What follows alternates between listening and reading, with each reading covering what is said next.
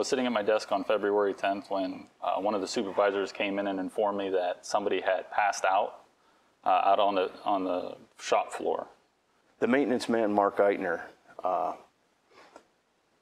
he was working on the machine that I was working on, and he left to go get something.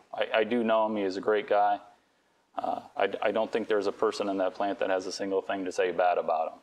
I heard somebody yell something, and I turned around and looked, and it looked like he tripped.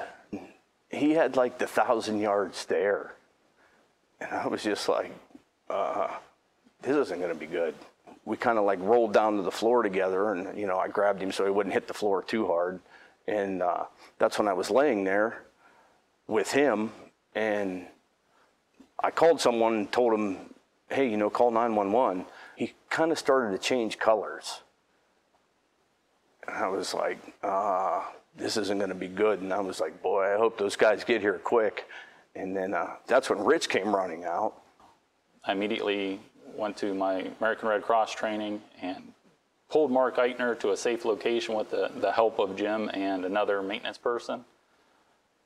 You know, people take the training, and once you're in that situation, it's totally different.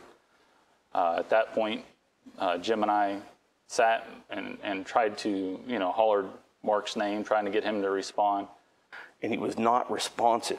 We applied the pads, opened his shirt, applied the pads to Mark, let the AED do its job, scan him. Did not advise a shock at that point. So I went ahead and began to administer CPR. Knowing CPR, I do believe, is very important. You know, I mean, maybe you never have to use it. Maybe sometimes you do have to use it. Within 6 minutes, the EMS had arrived at the plant. They were able to pull right up to him, get access to him easily, begin to work on him. And those guys did a great job. His color started to come back once they had, you know, they started doing CPR and this and that, you know, and there was a crowd there, and you know, I was just kind of like, all right, you know, he's in good hands now. But it was actually good to see him come back to work. He came back a couple months later.